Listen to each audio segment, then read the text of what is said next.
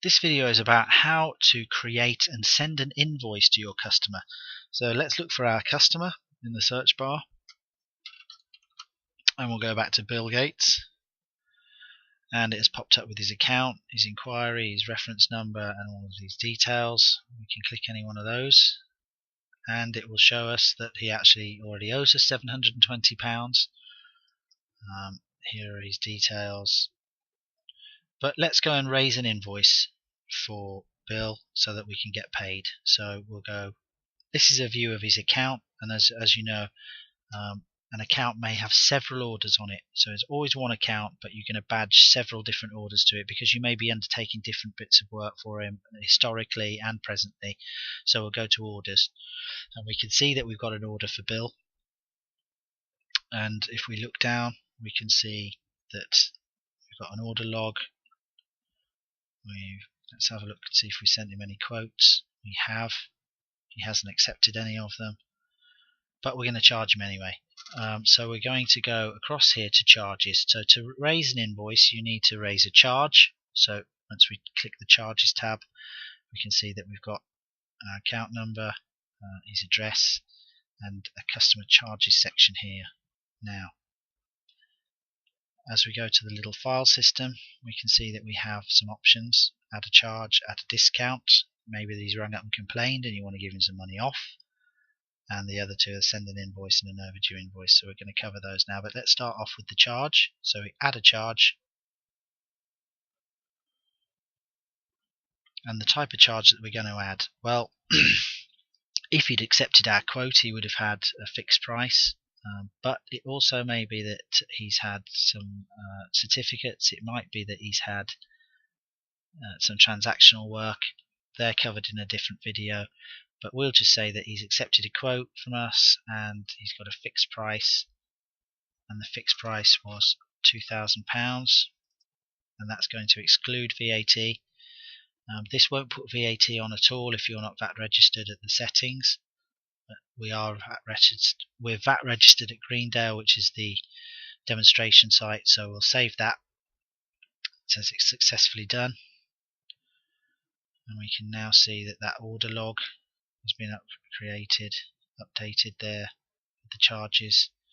If we go and have a look at those particular charges, we can see that we have now raised a charge for £2,000 plus VAT for Bill, and we already previously had already raised a charge for £700 plus VAT. So Bill now owes us £3,120. Now we can very simply send him an invoice for that amount. You can see that it's all pre-filled. This is where your logo will go. These colours can be customized. We can see that we've got all the details that we need to: VAT registration number for legal requirements, account number, and it has filled in those for us, and the amount payable £3,120. So we will now send this quote off to Bill, this invoice rather. We might want to print it and post it, so we can do that, but in this case we're going to email it. We're going to send it directly to Bill, but we could send it to accounts@Microsoft, and we're going to put your invoice, and we're going to send that, and that means that the invoice is now successfully sent, and the stage is now awaiting payment. It's been entered into the log that we've sent it out.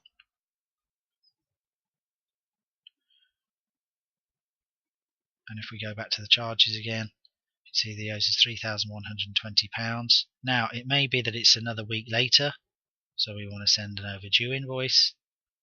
We click that, and it's pre-filled it with account overdue. It looks pretty much the same, but we'll email it to him. Do you know, I've just thought that that actually might be his email address, so well, it's already put account warning in, your payment is now overdue, so we'll send him another one.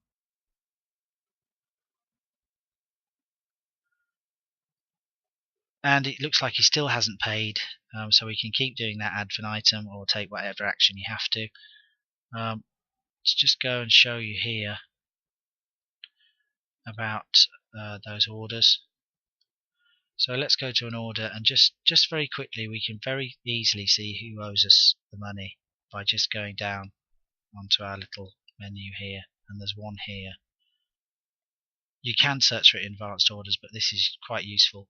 View orders with outstanding payments, so just click that, and you can now see that Bill Gates hasn't paid his invoice, Ari Gold and Vincent Chase. If we just go back to Bill and we go back to his charges again, we'll talk about the payment gateway if you have it installed as a module. That's on another video under payment gateway. But you may just want to record for another method of payment that he has actually paid. So if you've got the payment gateway, as I said, you go to take card payment. Just show you what that looks like very briefly, but as I said, it's in another video. Or we may want to go to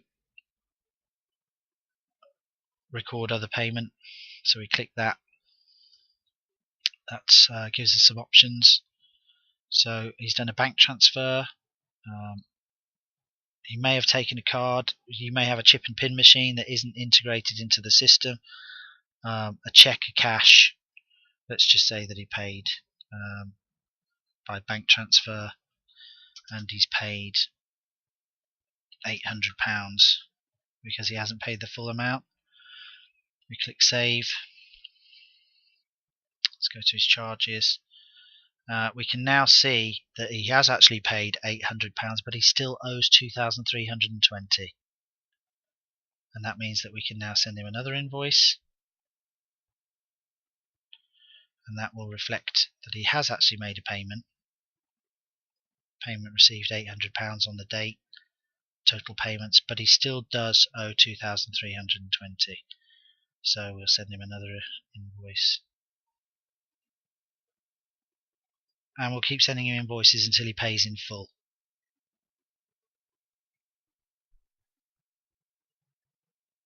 And when he has paid in full and his balance goes to naught,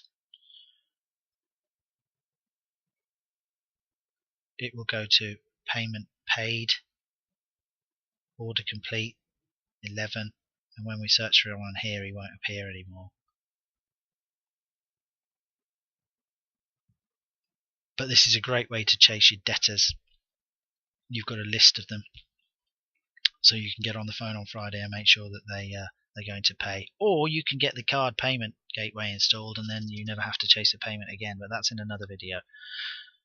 And that concludes this video.